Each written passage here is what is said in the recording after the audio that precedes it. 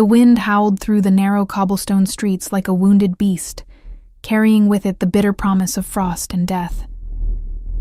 Odette Fireborn pulled her threadbare shawl tighter around her shoulders, her breath forming small clouds in the moonlit air as she hurried through the empty village square.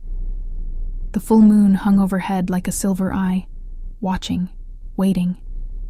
Most people had retreated to their homes hours ago, seeking warmth and safety, but Odette's work at the bakery had kept her late into the evening. Her fingers were still dusted with flour, her body aching from kneading dough since dawn. She was almost to the edge of the square when she heard it. A soft whimper, barely audible above the wind's mournful song. Odette stopped, her heart suddenly loud in her ears. There, huddled against the stone wall of the old chapel, was a figure dressed in nothing but a thin nightgown, trembling violently in the merciless cold. Odette's feet moved before her mind could catch up. The woman was elderly, her silver hair matted and wild, her lips tinged with blue. Her eyes, when they flickered open, were clouded with confusion and fear. "Please," the old woman whispered, her voice cracking like ice breaking on a frozen lake. "I cannot remember. I cannot find my way home." Without hesitation, Odette unfastened the clasp of her cloak. It was the only warm thing she owned, purchased with coins saved over months of labor. The green wool had been her protection against winter's cruelty, her comfort on endless cold nights. But looking at this fragile woman, shaking like a leaf in a storm, Odette knew there was no choice to be made. She draped the cloak around the woman's frail shoulders, wrapping her carefully as one might wrap a precious gift. The woman's fingers, gnarled with age, clutched at the fabric with desperate gratitude. "There now," Odette murmured, her voice soft as summer rain. "You are safe. I will help you." The old woman looked up at her, and for a moment, something cleared in those clouded eyes. Recognition, perhaps, or simply the acknowledgement of kindness in a harsh world. A tear slid down her weathered cheek. "Such a beautiful heart," she whispered, "like starlight in the darkness." Odette helped the woman to her feet, supporting most of her weight as they moved slowly toward her small cottage at the edge of the village. The wind seemed to grow angrier, tearing at their hair and clothes, as if furious that its victim was escaping. Odette's own body began to shiver almost immediately without her cloak, but she pushed the discomfort aside.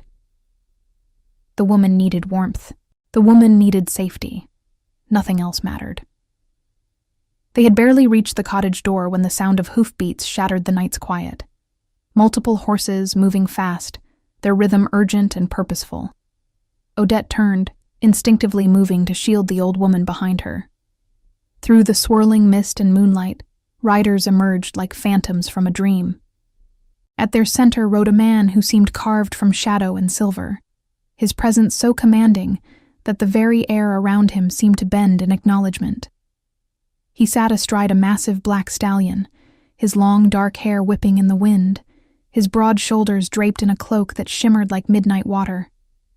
Even from a distance, Odette could feel the raw power emanating from him, something primal and untamed that made her Omega instincts flare to life. The riders pulled their horses to a halt, and the man dismounted in one fluid motion. He was tall, powerfully built, his body moving with the controlled grace of a predator. A neatly trimmed beard framed a face of sharp angles and fierce beauty, but it was his eyes that captured Odette completely.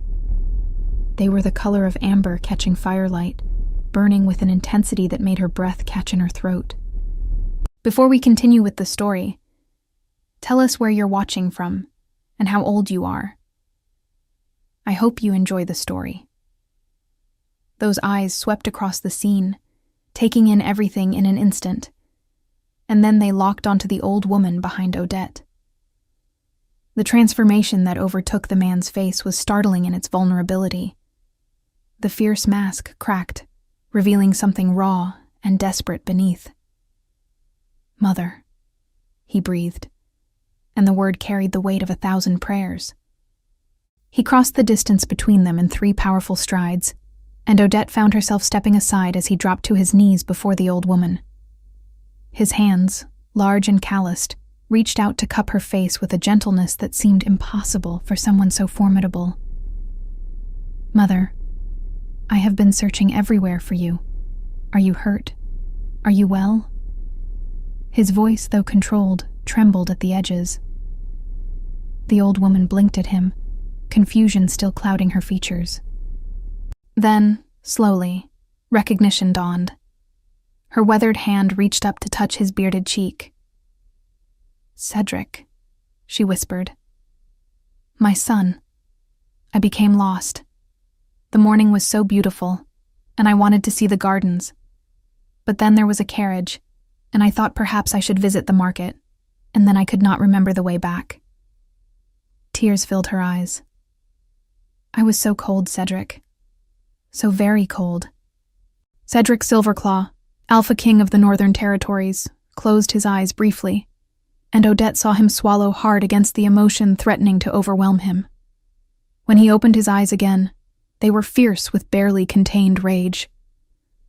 "Who allowed this to happen?" he demanded, his voice dropping to a growl that made his men straighten in their saddles. "Who permitted my mother to leave the castle unattended? Who failed to notice she was gone for an entire day?" One of the riders, a younger man with nervous eyes, began to speak. "Your Majesty, the servant said she rose early and seemed perfectly lucid. She told them she wished to walk in the gardens alone, and they thought..." Cedric cut him off, the words sharp as broken glass. "They will be dealt with accordingly. My mother's condition is well known. She wanders when the confusion takes her. There should have been someone with her at all times." The old woman touched his arm gently. "Do not be too harsh, my son. They meant no harm. I can be quite insistent when I wish to be." Cedric's expression softened instantly when he looked back at his mother, the fury melting into tender concern. It was like watching a wolf transform into something gentle and tame, and Odette found herself mesmerized by the duality. Then his gaze shifted to Odette, and she felt the full force of his attention fall upon her like warm sunlight breaking through storm clouds. His eyes traveled from her face to the green cloak wrapped around his mother, then to Odette's own shivering form, clad only in her thin work dress. Understanding dawned across his features, followed by something that looked almost like awe. "You gave her your cloak," he said softly, rising to his feet. He towered over Odette, but there was nothing threatening in his posture. If anything, he seemed to be consciously making himself less imposing, as if afraid he might frighten her. "On a night like this, you gave away your only protection." Odette felt her cheeks flush under his intense scrutiny. "She needed it more than I did, Your Majesty." Her voice came out steadier than she felt. "I could not leave her to freeze." Something flickered in Cedric's amber eyes, a spark of something profound and unexpected. He studied her face as if memorizing every feature, every curve and shadow. The moment stretched between them, heavy with unspoken meaning, and Odette felt her heart begin to race for reasons that had nothing to do with fear. "What is your name?" he asked, and his voice had taken on a different quality, softer, almost reverent. "Odette Fireborn, Your Majesty." "Odette," he repeated, and the way he said it made it sound like a prayer. "You saved my mother's life tonight. Do you understand that? In this cold, at her age, with her weak lungs, she would not have survived another hour exposed to the elements." Odette had not thought of it in such stark terms, but looking at the fragile woman now wrapped in her cloak, she realized he was right. The knowledge settled over her like a heavy mantle. "I only did what anyone with a heart would do," she said quietly. "No," Cedric replied, shaking his head slowly. Most would have hurried past, telling themselves it was not their concern. Most would have protected themselves first. "You are not most people, Odette Fireborn." The way he looked at her made Odette feel exposed. as if he could see straight through to her soul. It was unnerving and exhilarating all at once. The old woman had been watching this exchange with growing interest, her clouded eyes suddenly sharp and calculating despite her confusion. A small smile played at the corners of her lips. "Cedric," she said, drawing his attention back to her. "You should marry this girl." The words fell into the night like stones into still water, creating ripples of shock that seemed to freeze everyone in place. Odette's eyes went wide, her mouth opening but no sound emerging. Heat flooded her face, turning her cheeks scarlet even in the cold. "Mother," Cedric said, his own voice strained with surprise, and something else Odette could not identify. But the old woman continued, undeterred. "She is beautiful, is she not? Look at that golden hair, like sunlight captured in silk. And those eyes, so gentle and kind. But more than that, she has a good heart. She gave me warmth when she had so little herself. She did not hesitate, did not calculate the cost. That is the kind of woman who should stand beside a king. That is the kind of woman who should be your queen." The silence that followed was excruciating. Odette wanted the ground to open and swallow her whole. She could not bring herself to look at the Alpha King, could not bear to see whatever expression his face held. Amusement, perhaps, or pity for the poor Omega who had accidentally stumbled into this mortifying situation. "Mother, you embarrass the young woman," Cedric said, but his voice was gentle, lacking any hint of mockery. "I speak only truth," his mother replied stubbornly. "My mind may wander, my son, but my heart still knows quality when it sees it." Cedric finally looked back at Odette, and what she saw in his eyes made her breath catch. It was not amusement or pity. It was something far more dangerous, far more intense. It was the look of a man who had just discovered something precious and rare, and who had no intention of letting it slip away. "My mother's mind may drift," he said slowly, his gaze never leaving Odette's face. "But she has always been an excellent judge of character. Perhaps the confusion strips away the pretense we all hide behind, leaving only the essential truths visible." He took a step closer to Odette, and she had to tilt her head back to maintain eye contact. This close, she could smell him, pine and leather, and something wild and intoxicating that made her Omega nature sing with recognition and longing.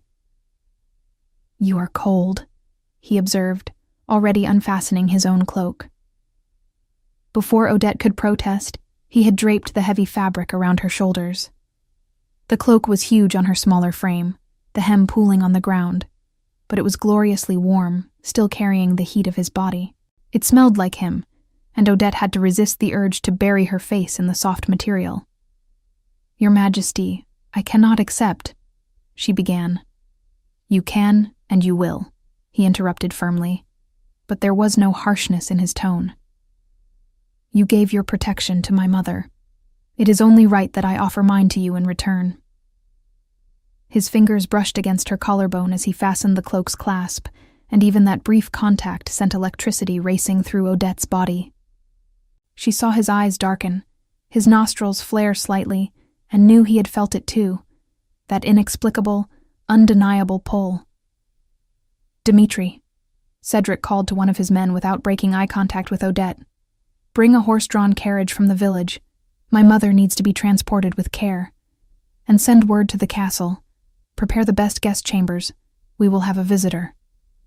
"Your Majesty, that is not necessary," Odette protested, finding her voice again. "I live here, in this cottage. I have work tomorrow at the bakery. I cannot simply—" "The bakery can survive without you for a few days," Cedric said, and though his words were commanding, his tone remained gentle. "You have done my family a service beyond measure.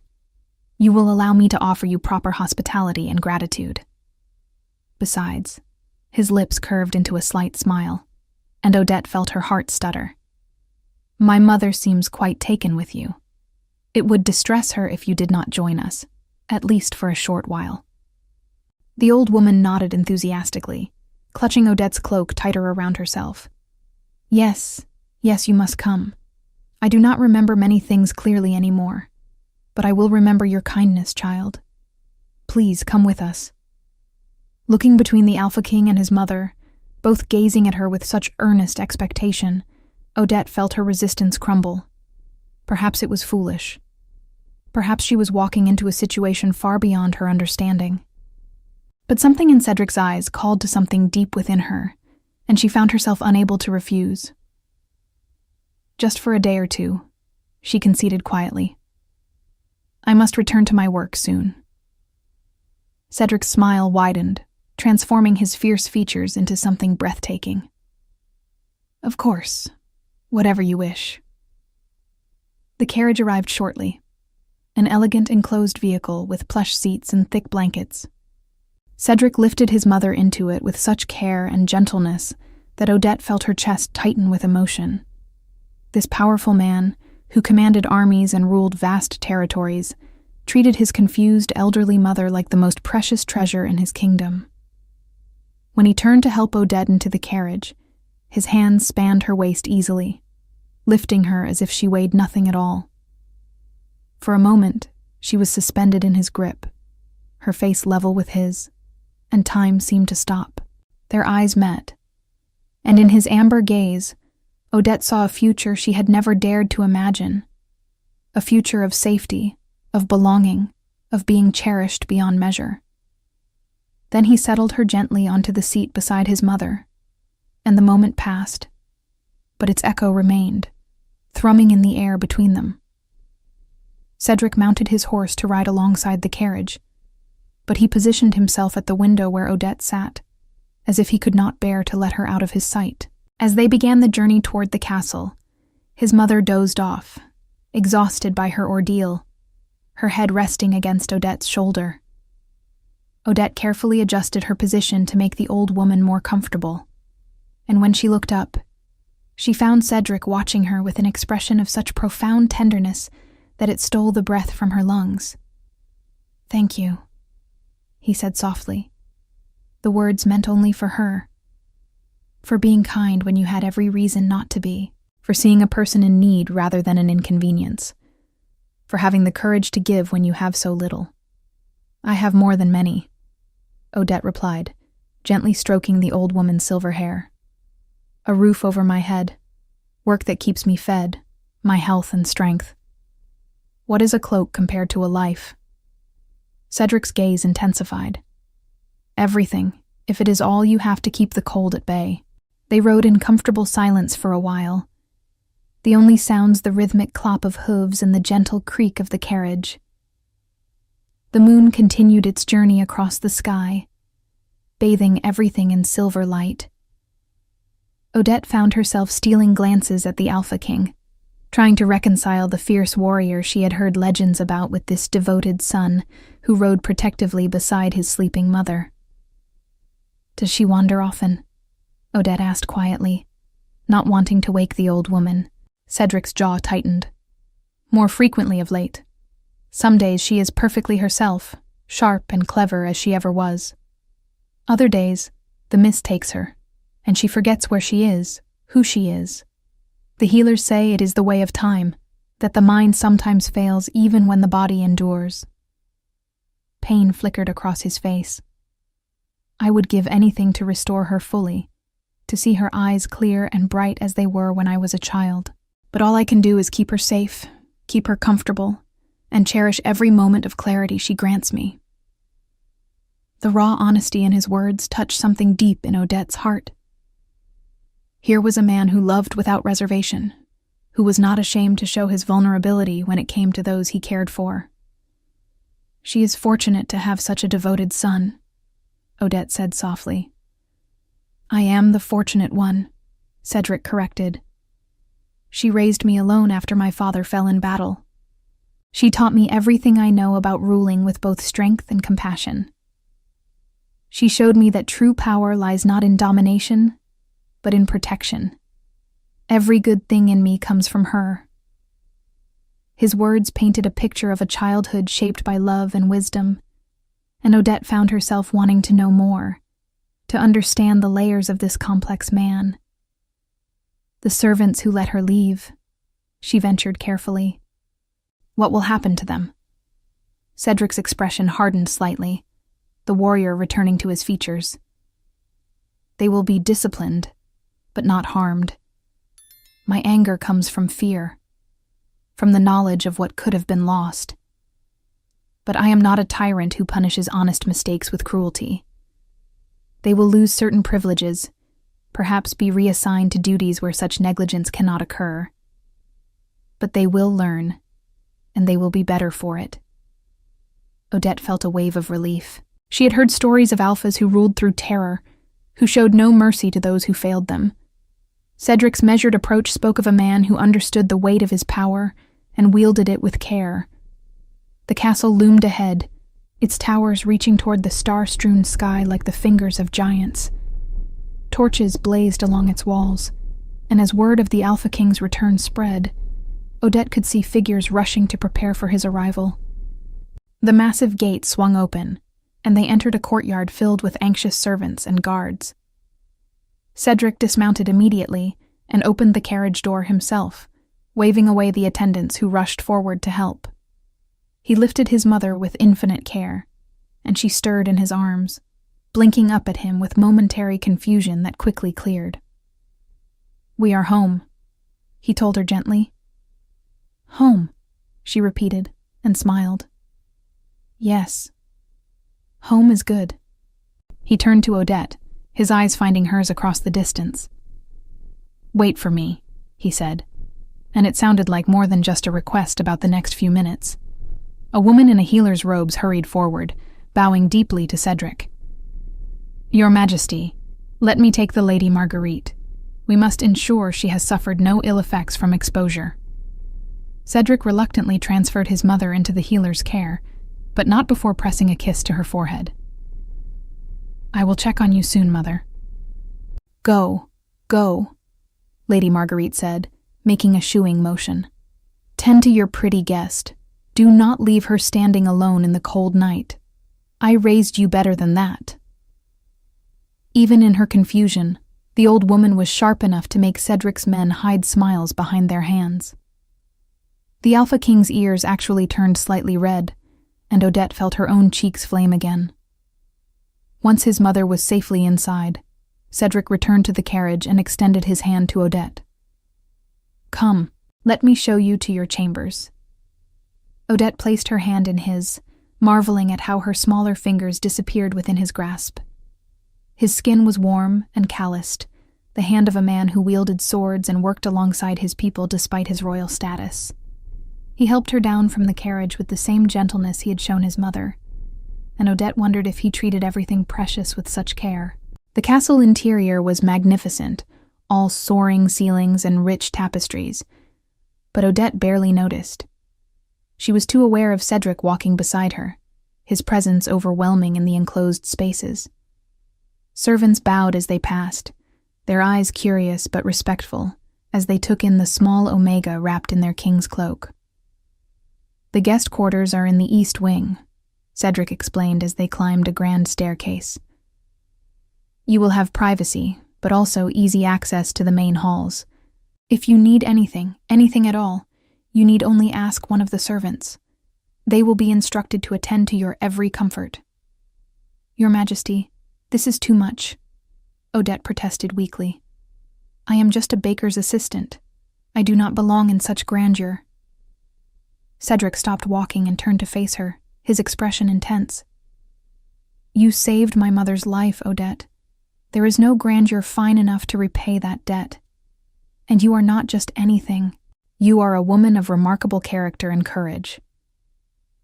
He resumed walking before she could formulate a response, but his words echoed in her mind, warming her from within more effectively than any fire. The chambers he led her to were breathtaking. A suite of rooms with a canopied bed large enough for 4 people, plush carpets in deep jewel tones, and a fireplace already crackling with welcoming heat. Through an archway, Odette could see a bathing room with a porcelain tub and what appeared to be fresh flowers arranged in crystal vases. "This cannot be the guest quarters," she breathed. "These are royal chambers." "These are the rooms reserved for honored guests," Cedric corrected. "And you are the most honored guest I have ever hosted." A young woman appeared in the doorway, curtsying deeply. "Your Majesty, I am Alara. I have been assigned to attend to Miss Fireborn during her stay. A hot bath is being prepared and fresh clothing will be brought shortly." Cedric nodded approvingly. "Excellent. Alara, ensure that Odette wants for nothing. If she expresses any wish, you will see it fulfilled immediately." "Of course, Your Majesty." Cedric turned back to Odette, and she saw a flicker of reluctance cross his face, as if he did not want to leave. "I must check on my mother and deal with matters that cannot be delayed. But I would very much like to speak with you more tomorrow, if you would permit it. Perhaps you would join me for breakfast." The invitation was phrased as a question, but Odette could hear the hope underlying it. This powerful Alpha King was asking, not commanding, and the gesture touched her deeply. "I would like that," she said softly. His face transformed with a smile that made him look years younger. "Then I will count the hours until morning. Sleep well, Odette Fireborn. May your dreams be warm and peaceful." He bowed to her, the Alpha King bowed to her, and then swept from the room, leaving Odette standing in stunned silence. Alara bustled about, drawing the bath and laying out sleeping clothes of the softest silk Odette had ever felt. "Your bath is ready, miss. Take your time. I will wait outside if you need anything." Odette sank into the hot water with a sigh of pure bliss, letting the warmth seep into her cold, stiffened muscles. The events of the night seemed surreal, like something from a fairy tale rather than her simple life. She kept expecting to wake up in her narrow bed in her tiny cottage, to discover this had all been an elaborate dream. But the luxurious bath, the silk nightgown, the enormous soft bed she eventually climbed into, all of it was undeniably real. And so was the memory of amber eyes watching her with an intensity that suggested she had become something significant to the man who wore a crown. Odette lay in the darkness, Cedric's cloak draped across the foot of the bed because she could not quite bring herself to return it yet, and tried to calm her racing thoughts. Tomorrow she would see him again. Tomorrow they would talk. And she had no idea what that would mean for her carefully ordered, predictable life. Sleep finally claimed her, and her dreams were indeed warm, filled with amber eyes and gentle hands, and a voice that spoke her name like a benediction. Morning arrived with golden sunlight streaming through the tall windows. Odette woke slowly, luxuriating in the comfort of the bed for a moment before memory returned in a rush. Today. Breakfast. The Alpha King. She sat up quickly, her heart beginning to race. Alara appeared almost immediately, as if she had been waiting for signs of consciousness. "Good morning, miss. I have breakfast clothing prepared for you. The king requests your presence in the sunroom in an hour." The dress Alara helped her into was simple but beautifully made, a soft blue that complemented her fair coloring. Someone had brushed and arranged her blonde hair so it fell in gentle waves down her back, and when Odette looked at her reflection, she barely recognized herself.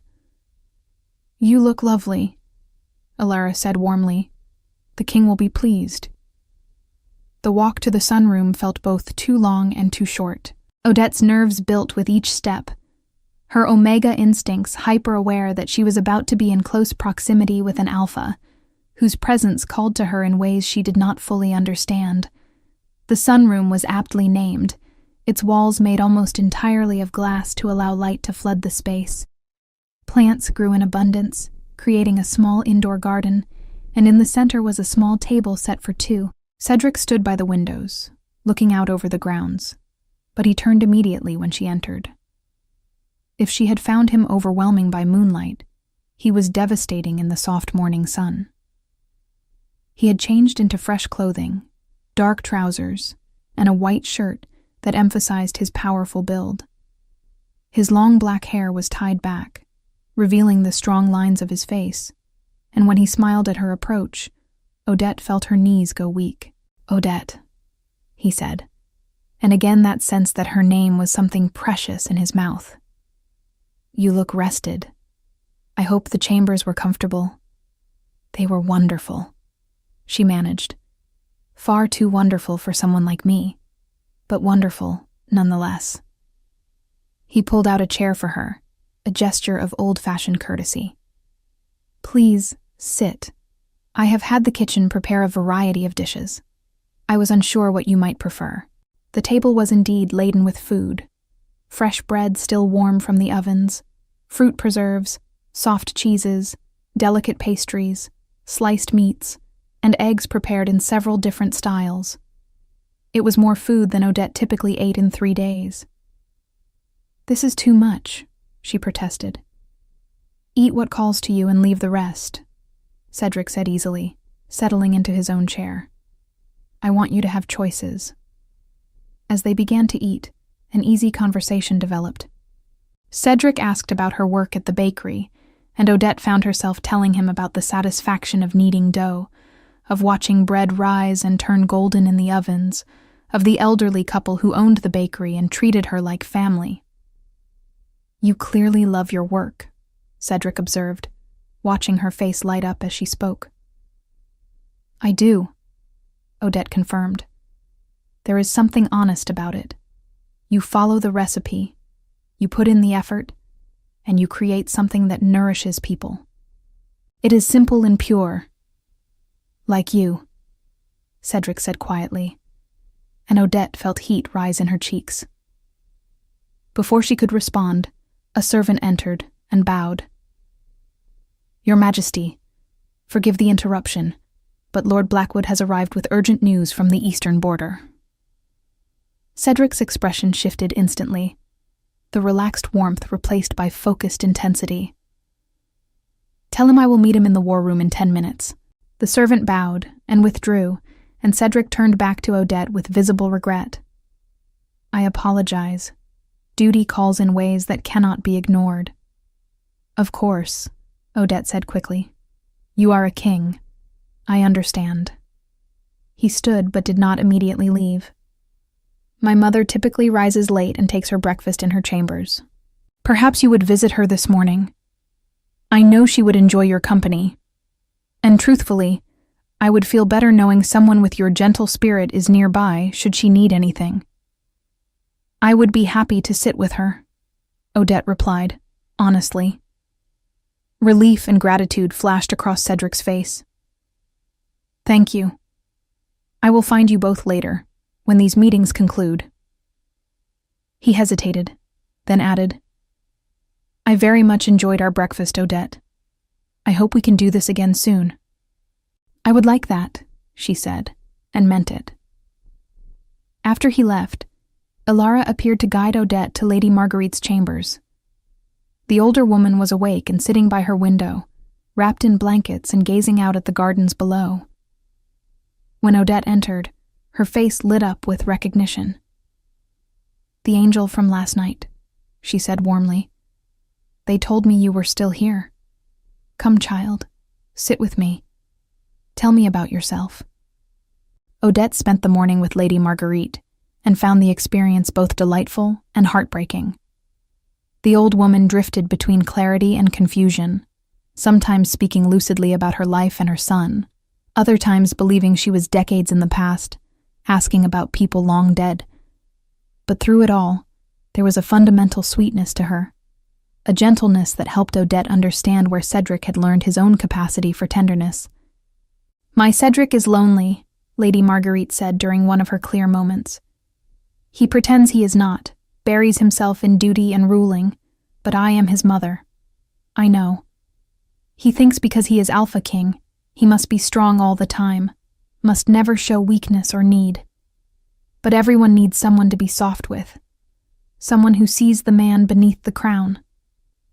She turned to look at Odette directly, her gaze suddenly sharp. He needs someone like you. I saw how he looked at you last night, child, like the sun rising after endless night. Odette did not know how to respond to that, so she simply squeezed the old woman's hand gently. The days began to form a pattern. Cedric was often occupied with the endless responsibilities of rulership. Meetings with advisors, judgments to render, disputes to settle, military matters to oversee. But he made time for Odette, seeking her out in the gardens where she walked with his mother, joining them for meals, finding excuses to be in her presence.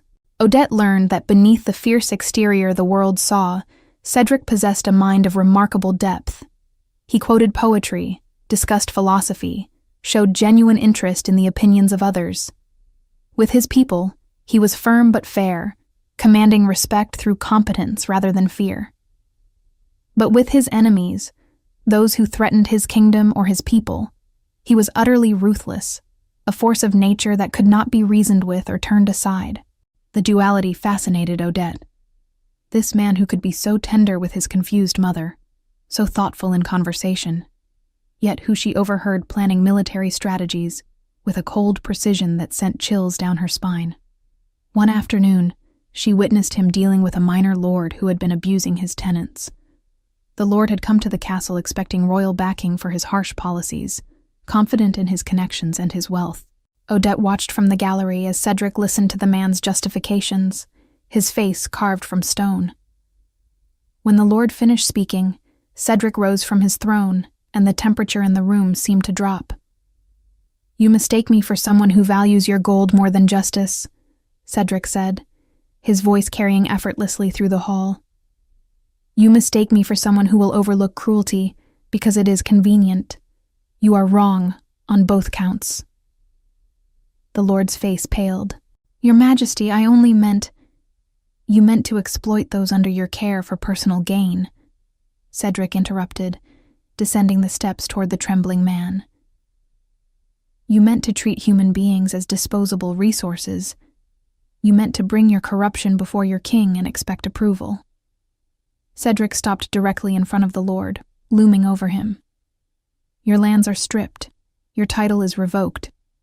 Your wealth will be redistributed to repair the damage you have caused, and you will work in the fields you once owned, so you might learn what it is to labor under a cruel master. If I hear you have not learned this lesson, if one whisper reaches me that you continue to value gold over humanity, I will ensure you understand the full weight of my displeasure." The lord was dragged away, and Cedric resumed his seat, his expression unmoved by the man's pleading. But when he looked up and saw Odette watching from the gallery, his features softened instantly, and he offered her a small smile that was for her alone. That night at dinner, as they ate together with Lady Marguerite between them, Odette found the courage to speak her mind. "You were very harsh with that lord today." Cedric paused in his meal, studying her face. "Do you think I was unjust?" "No," Odette said slowly. "I think you were exactly as harsh as the situation required. But it made me realize how different you are in these two worlds, gentle with those you care for, merciless with those who deserve it." "Is that troubling to you?" he asked quietly. Odette considered the question carefully. "No. I think it shows you understand that true strength is knowing when to be soft and when to be steel. Not everyone can walk that line." Something blazed in Cedric's eyes, a look of such intensity that Odette felt it like a physical touch. "You see clearly, Odette Fireborn. You see the truth of things." Lady Marguerite, who had been eating quietly, suddenly spoke. "I remember your father looking at me like that once," she said to Cedric, her voice distant with memory, like I was the answer to every question he had never known to ask. Cedric reached over and took his mother's hand. "You were," he said simply, "and he was blessed beyond measure to have you." The moment was so tender, so full of love, that Odette felt tears prick her eyes. As another week passed, Odette knew she should return to her life in the village, to her work and her cottage. But every time she mentioned leaving, Cedric found reasons for her to stay just one more day. And truthfully, she did not try very hard to insist. Being here, in this place of beauty and comfort, spending time with Lady Marguerite and with Cedric, felt like living in a dream she was not ready to wake from. She was in the castle library late one afternoon, reading to Lady Marguerite, who had dozed off in her chair, when Cedric found her. "I have been searching the castle for you," he said softly, not wanting to wake his mother. "I am sorry," Odette whispered back. "We lost track of time. Do not apologize. She looks peaceful." He gazed at his sleeping mother with such love that Odette's heart ached. "Would you walk with me? There is something I wish to show you." Odette carefully extricated herself from beside Lady Marguerite, covering the old woman with a blanket. Cedric offered his arm, and after a moment's hesitation, Odette took it, feeling the strength in his muscles even through his shirt. He led her through corridors she had not yet explored, up winding staircases, until they emerged onto a tower balcony. The sun was setting, painting the sky in shades of gold and crimson, and spread out below them was a view of the entire kingdom, rolling hills, forests, distant villages with smoke curling from their chimneys. "This is where I come when the weight of the crown grows heavy," Cedric said, standing beside her at the railing. "Up here, I can see everything I am responsible for, everyone who depends on my decisions. It reminds me why I bear the burden." "It is beautiful," Odette breathed. "It is," he agreed. But when she glanced over, she found him looking at her rather than the landscape. The moment stretched between them, charged with something neither had yet named. The wind played with Odette's golden hair, and Cedric reached out slowly, as if giving her time to pull away, and tucked a loose strand behind her ear. His fingers lingered against her cheek, warm and gentle. "I need to tell you something," he said, his voice low and serious. "And I need you to be honest with me in return." Odette's heart began to race. "What is it?" "From the moment I saw you in that village square, wrapped in moonlight with my mother sheltered behind you, something in me recognized you. Not in the way one recognizes a familiar face, but deeper. Recognition of the soul. Every moment I spend in your presence confirms what I felt in that first instant." He took a breath, and Odette saw vulnerability in his amber eyes. "Odette, you are my mate." The words hung in the air between them, enormous and irrevocable. Odette felt the truth of them resonate in her bones, felt her omega nature rise up in response to his alpha call. It was what she had been feeling all along, this pull toward him that defied logic or reason. "I feel it too," she whispered. "I did not want to presume, did not want to believe that someone like you could look at someone like me and see everything," Cedric interrupted, stepping closer. "I see everything, Odette. Your kindness, your strength, your gentle heart that nonetheless has steel at its core. I see the way my mother lights up when you enter a room, the way you make her feel safe even when confusion takes her. I see how you move through the world trying to add more to it than you take. I see you, and I want to spend the rest of my life being worthy of you." Tears spilled down Odette's cheeks. "Worthy of me? Cedric, you are a king. I am nobody." His hands came up to cup her face, thumbs wiping away her tears. "You are not nobody. You are the woman who saved what is most precious to me. You are the woman who gives without counting the cost. You are the woman my heart has been searching for without knowing it. You are everything." "I am afraid," she confessed. "I do not know how to be what you need. I do not know how to be a queen." "I am not asking you to be a queen," Cedric said. "I am asking you to be yourself, to be my partner, my mate, my home. Everything else, we will figure out together." He paused, his eyes searching hers. "But I will not pressure you, Odette. If you need time, if you need space to think, I will give you that. Your choice is your own, and I will respect it, even if it breaks my heart." Looking into his eyes, seeing the raw honesty there, Odette felt her fear begin to dissolve. Yes, this was overwhelming. Yes, her life would change in ways she could not fully comprehend. But when had she ever chosen the safe path? She had given her only cloak to a freezing stranger without hesitation. Could she not take this leap with the same courage? "I do not need time," she said softly. "I have known since that first night, when our eyes met and the world shifted on its axis. I have been waiting for you all my life, Cedric Silverclaw. Even though I did not know your name or your face, my heart knows you. My soul knows you." The smile that broke across his face was radiant, transforming him into something beyond handsome, beyond powerful, into something transcendent with joy.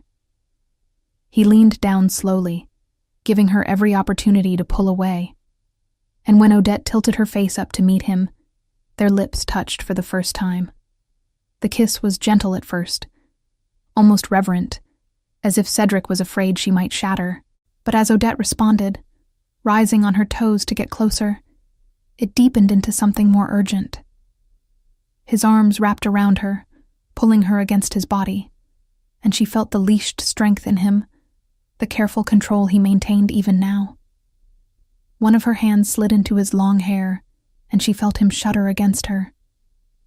When they finally broke apart, both breathing hard, Cedric rested his forehead against hers. "I will spend every day of the rest of my life making you happy," he vowed. "This I swear." "Just love me," Odette replied. "Just be the man you are when you hold your mother's hand, and when you defend the helpless. Be both the steel and the silk. That is all I need." They stood together on that tower balcony as the sun completed its descent and stars began to emerge, holding each other and speaking in soft voices about the future they would build together. Cedric told her about the responsibilities she would be taking on, but also about the freedoms she would have, the good she could do with a queen's resources, and a king's backing. Odette spoke of her fears and her hopes, and Cedric listened with complete attention, treating each word like a treasure. Eventually, they returned inside to find Lady Marguerite awake and being fretted over by servants. When she saw Cedric and Odette enter together, saw their entwined hands and radiant faces, her own face lit up with delight. "Finally," she exclaimed. "I told you she was perfect for you, did I not? Did I not say so?" "You did, Mother," Cedric replied, grinning. "As always, your wisdom proves true."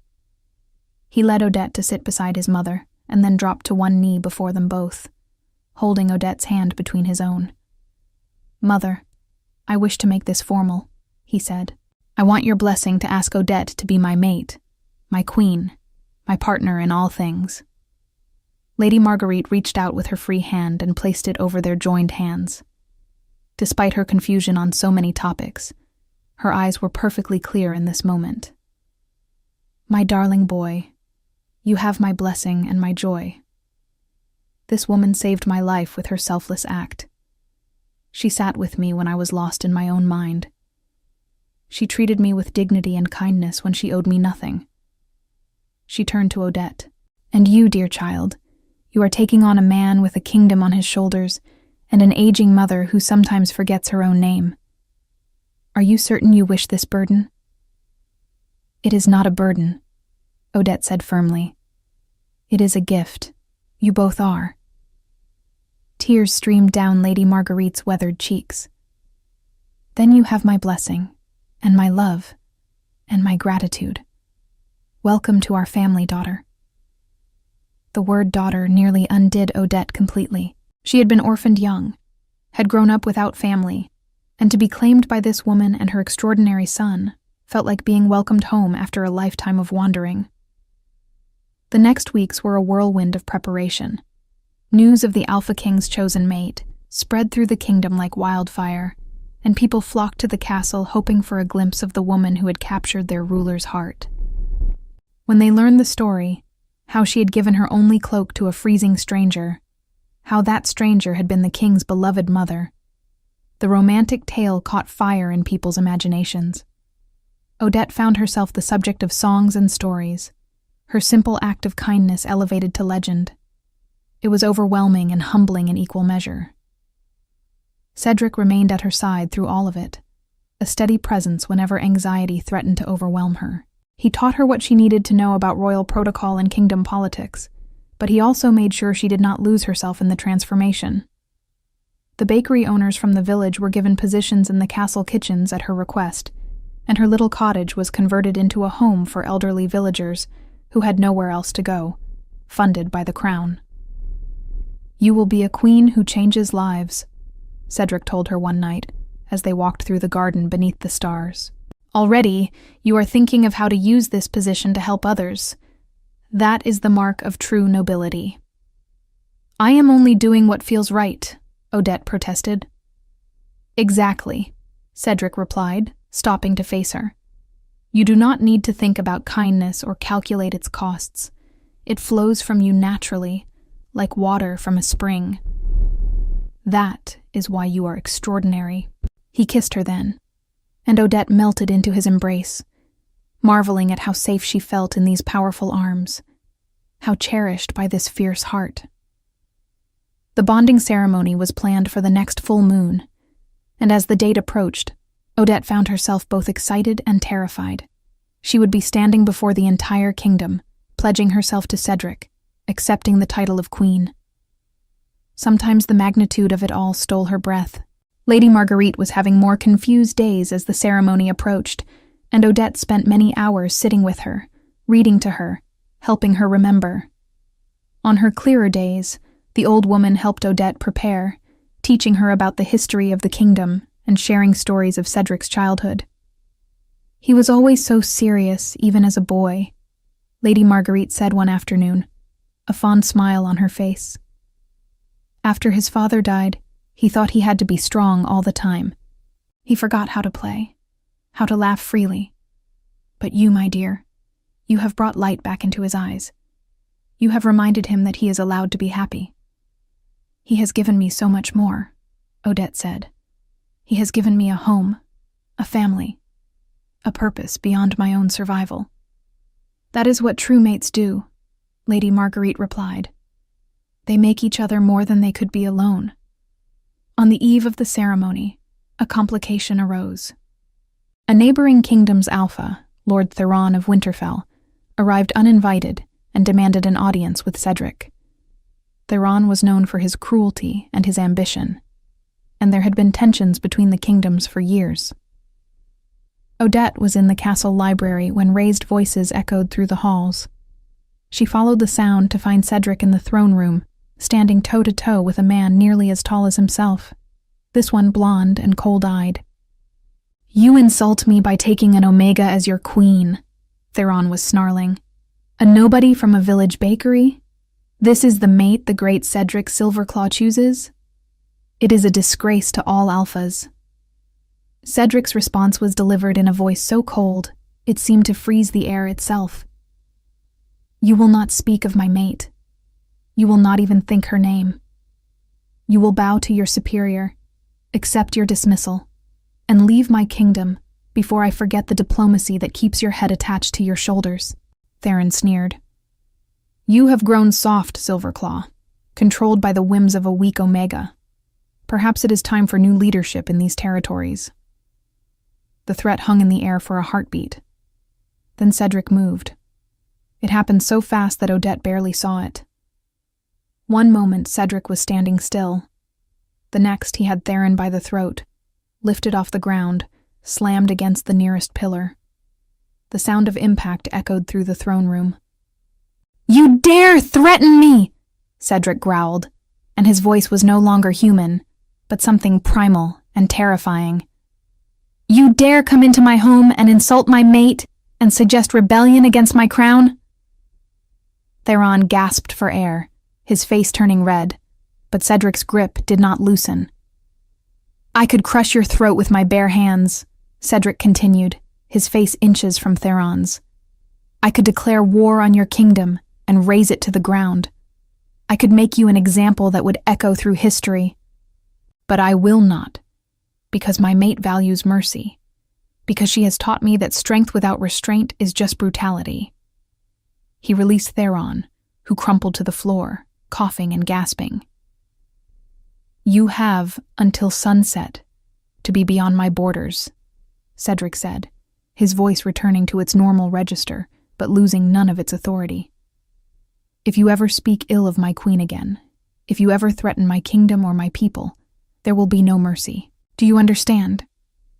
Theron nodded, unable to speak, and was dragged away by guards. Only then did Cedric notice Odette standing in the doorway. His expression transformed immediately from fury to concern. "How long have you been there?" "Long enough," Odette replied, walking toward him. She should have been frightened by the display of violence, by the reminder of how dangerous Cedric could be. Instead, she felt only pride and a deep, fierce love. "Long enough to see you defend me, long enough to see you choose mercy when fury would have been easier." Cedric pulled her into his arms, holding her tightly. "He insulted you. He dared to suggest you were unworthy. The rage I felt, Odette, I wanted to destroy him." "But you did not," she said softly, pulling back to look into his face. "You controlled it. You were exactly as harsh as necessary and no more. That is what makes you a good king, Cedric. That is what makes you the man I love." He closed his eyes, breathing in her scent, letting her presence calm the fury still thrumming through him. "I do not deserve you." "You do," she insisted. "You deserve happiness and love, and someone who sees all of you, the warrior and the son, the king and the man. I see you, Cedric, and I choose you with my whole heart." They stood together in the throne room, holding each other, until the rage had fully passed and only love remained. The next day dawned clear and bright, perfect for a bonding ceremony. The castle was bedecked with flowers and ribbons, and people from across the kingdom had gathered to witness their alpha king claim his mate. Odette was dressed in a gown of silver and blue, her blonde hair crowned with a circlet of moonstones. Lady Marguerite, having one of her clear days, helped her prepare, fussing over every detail with the focused attention of a mother preparing her daughter for the most important day of her life. "You are so beautiful," Lady Marguerite said, tears in her eyes. "My son is blessed beyond measure." "I am the blessed one," Odette replied, squeezing the old woman's hands. When the time came, Odette walked through the castle toward the great hall, where the ceremony would take place. The doors opened, and she saw Cedric waiting for her at the far end, standing before an altar, wearing formal robes that marked him as both king and alpha. His eyes found hers across the distance, and the love and wonder in his gaze nearly stopped her heart. She walked toward him on unsteady legs, and with each step, she left behind the life she had known and stepped into the life waiting for her. When she reached him, he took her hands, and the strength and warmth in his grip steadied her. The elder who would perform the ceremony began to speak, his voice carrying through the hall, but Odette barely heard the formal words. She was lost in Cedric's eyes, in the promises she saw there. "Do you, Cedric Silverclaw, Alpha King of the Northern Territories, take this woman as your mate, to protect and cherish, to honor and stand beside, for all the days of your life?" "I do," Cedric said, his voice ringing clear and strong. "Before all these witnesses, before the moon that watches over our kind, I claim Odette Fireborn as my mate, my queen, my heart's home." "And do you, Odette Fireborn, take this man as your mate, to support and stand with, to honor and love, for all the days of your life?" Odette's voice was softer, but no less certain. "I do. Before all these witnesses, before the moon that watches over us, I claim Cedric Silverclaw as my mate, my home, my chosen family." The elder smiled. "Then by the power vested in me and by the laws of our kind, I declare you bonded. What has been joined here, let no force separate." Cedric leaned down and kissed her, and the hall erupted in cheers. But Odette heard none of it. All she knew was the feeling of Cedric's lips on hers, the bond snapping into place between them like a golden cord, tying their souls together for all time. When they broke apart, he whispered against her lips, My queen, my mate, my love, my king, she replied. My home, my heart. The celebration that followed was joyous and loud, filled with music and dancing and feasting. But eventually, Cedric stole Odette away from the crowds, leading her to the tower balcony where he had first confessed his feelings. I have something for you, he said, producing a small box from his pocket. Inside was a pendant on a delicate chain, a small moon carved from opal, shot through with blue fire. It reminded me of you, Cedric explained as he fastened it around her neck. Gentle and luminous, but with hidden depths of strength and fire. You saved my mother on a full moon night, and in doing so, you saved me as well. I was lost before you, Odette.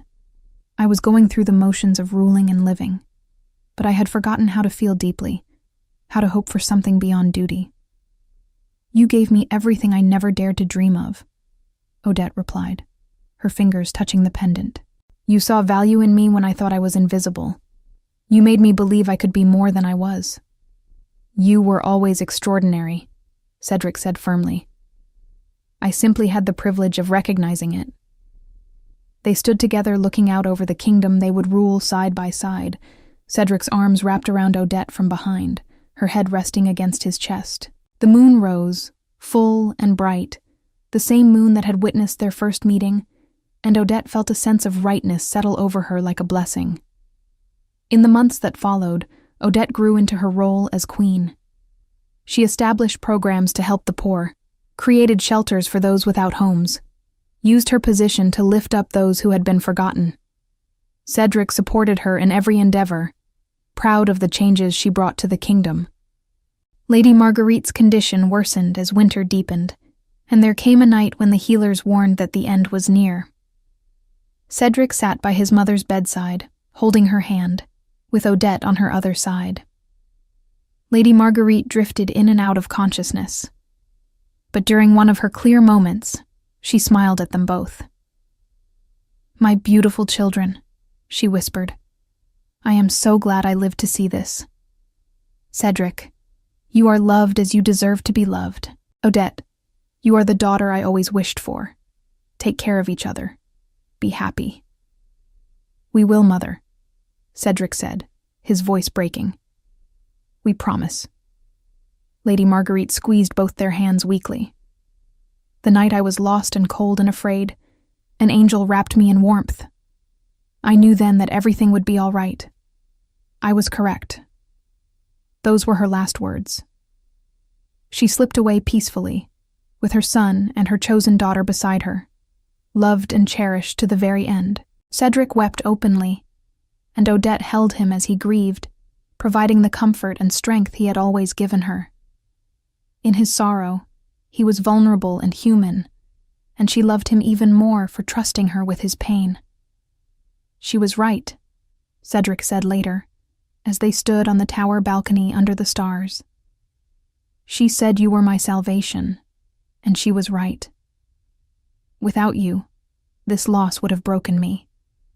But with you beside me, I can bear it. I can honor her memory by being the man she raised me to be. We will honor her together, Odette said softly. We will make this kingdom into something that would make her proud. And they did. Over the years that followed, Cedric and Odette became legendary, not just for their love story, but for their rule. Cedric remained fierce in defense of his people, showing no mercy to those who would harm the innocent. But within his kingdom, he fostered an environment of justice and compassion, always with Odette at his side, tempering his warrior's instincts with her gentle wisdom. They had children eventually, a daughter with Cedric's dark hair and Odette's gentle eyes, and twin sons with Odette's blonde hair and Cedric's fierce spirit. And when those children asked how their parents met, Odette would tell them the story of a cold night, a freezing old woman, and a cloak given without hesitation. That cloak was magic, the children would say. No, Odette would reply, glancing at Cedric with eyes full of love. The cloak was just a cloak. What was magic was the kindness it represented, and the recognition of two souls meant to find each other. "Your mother saved my mother," Cedric would add, pulling Odette close. "And in doing so, she saved me too. She taught me that true strength is found not in conquest or dominance, but in choosing compassion when cruelty would be easier." Years later, when Odette had silver threads in her golden hair, and Cedric's beard had gone gray, they would still walk to that tower balcony on full moon nights. And Cedric would wrap his cloak around her shoulders, just as she had once wrapped hers around a confused old woman on a frozen street, and they would stand together, looking out over the kingdom they had built with love and justice and fierce devotion. "I would do it all again," Odette would say.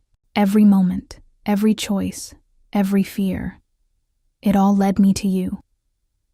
"And I would search every cold street in every kingdom," Cedric would reply, "to find the woman brave enough and kind enough to give everything for a stranger. My queen, my mate, my Odette."